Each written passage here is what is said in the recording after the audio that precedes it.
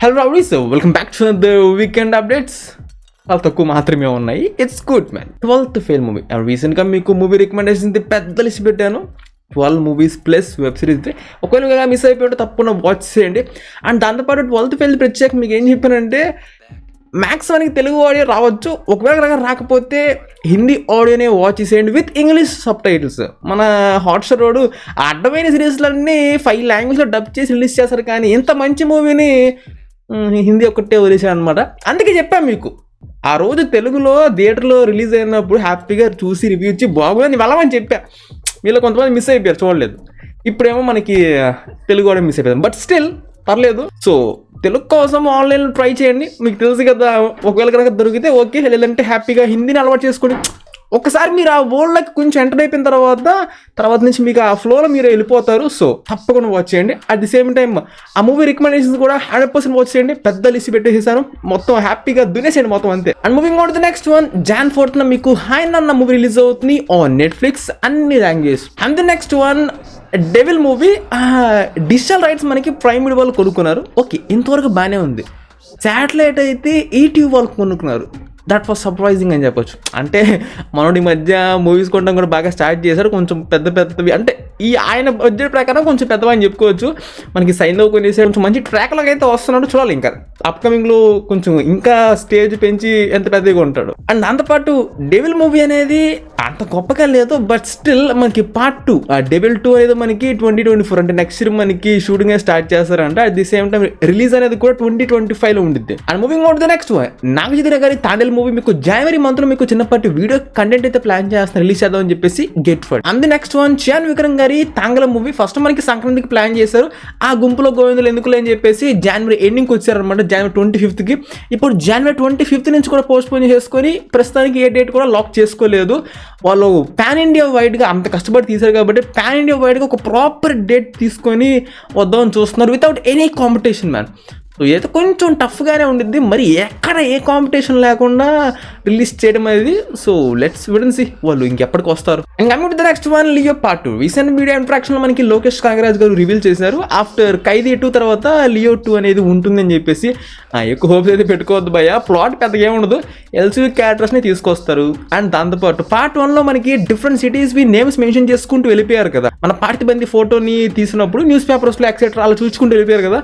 So ఆ gangs అందరూ కూడా లియో అదే మన పార్థిబన్ ఇంటికి వస్తారనమాట తన మీద దాడి చేయడానికి. ఇలా ఫైట్స్ అనేవి ఉంటాయి. అండ్ దాంతోపాటు ఆ ఎల్సీవీ క్యారెక్టర్స్ ని చూసామంటే మన వాళ్ళు జయ్యని హైపించుకుంటారు, తీరా చూస్తే ఏముండదు.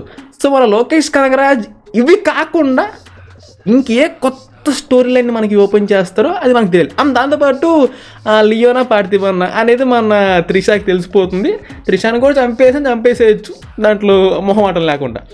ఇంక ఇది కాకుండా మన లోకేష్ కనగరాజ్ లియో 2లో కొత్తగా ఏం చూపిస్తాడనే దానికోసం నేను వెయిట్ చేస్తున్నా భయ్య, అంతే. ఎందుకంటే దాంట్లో ముందు తీసుకెళ్ళడానికి స్కోప్ ఉంటే ఓకే, బట్ స్కోప్ లేని దాన్ని ఎలా సాగదీస్తాడనేది నాకు కొంచెం క్యూరియాసిటీగా ఉంది, చూద్దాం. And moving on to the next one, Lokesh Kanagaraj and Rajinikanth గారి కాంబినేషన్ వస్తున్న మూవీ మనకి అవుట్ అండ్ అవుట్ యాక్షన్ ఎంటర్టైన్మెంట్గా ఉండబోతుంది, విత్ నో డ్రగ్స్. ఎటువంటి డ్రగ్స్ ఉండదు, కంప్లీట్గా యాక్షన్ మూవీ. అండ్ దాంతోపాటు ఎల్సీయూకి ఎటువంటి కనెక్షన్ అయితే ఉండదు. అంతే. నెక్స్ట్ వన్ మన ధనుష్ గారి క్యాప్టెన్ మిల్లర్ మూవీ మనకి 12th Jan మనకి రిలీజ్ అవుతుంది. 12th Jan మనకి ఓకే. తమిళనాడులో అంటే ఇబ్బంది లేదు, వాళ్ళ ప్రకారం మంచిగా డేట్ లాక్ చేస్తున్నారు. బట్ మనకి ఇక్కడ హనుమాన్ మూవీ, గుంటూరు కారం అండ్ మన క్యాప్టెన్ మిల్లర్ ఒకే రోజు 3 మూవీస్ వస్తున్నాయి.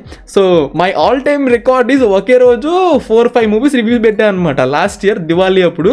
సో ఈసారి 3 అనుకుంటా. Okay, all right. And coming to the next one, Sankranti ఫెస్టివల్కి మనకి ప్రభాస్ గారు అండ్ మారుతి గారి ఫస్ట్ లుక్ అండ్ టైటిల్ అయితే మనకి రిలీజ్ చేస్తున్నారు.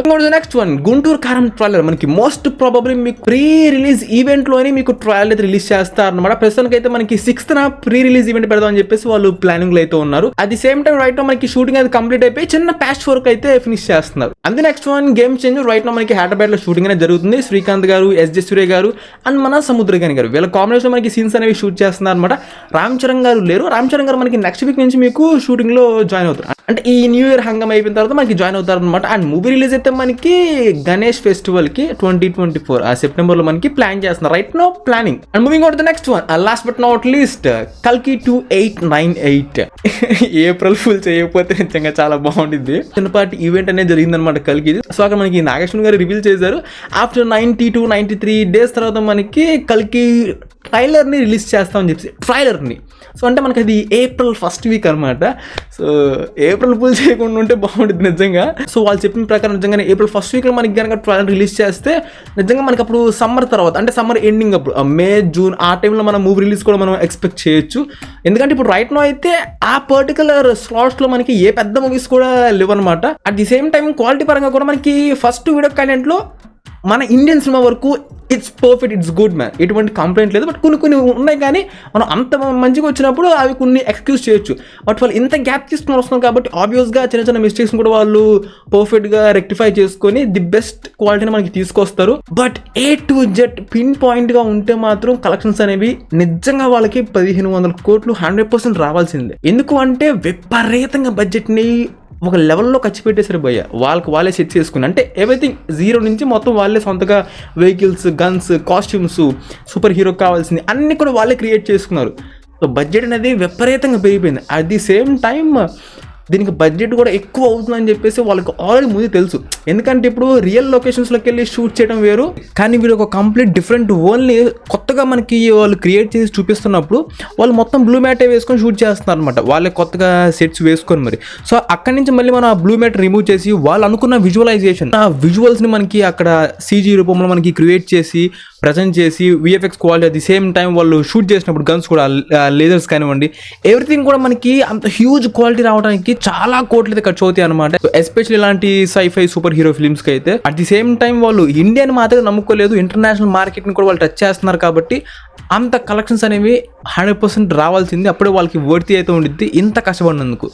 So hope A to Z మనకి ఎటువంటి మిస్టేక్స్ లేకుండా పిన్ పాయింట్లు మనకి కంటెంట్ అనేది బయటకు వచ్చిద్దని ఆశిద్దాం. 1500 కోట్లు వస్తేనే అంటే వీళ్ళు కష్టపడిన దానికి అది వర్తీ మ్యాన్, అది వర్తీ అనమాట. సో లేకపోతే మటుకు 800 వచ్చినా 7 వచ్చినా 9 వచ్చినా అది వర్తీ కాదు. అంటే వాళ్ళు కష్టపడిన దానికి ఇన్ని ఇయర్స్ స్పెండ్ చేసిన దానికి. సో వెల్ రావీస్, that's all for the weekend updates. And that's it man. Subscribe if you enjoy it and I'll catch you on the next one.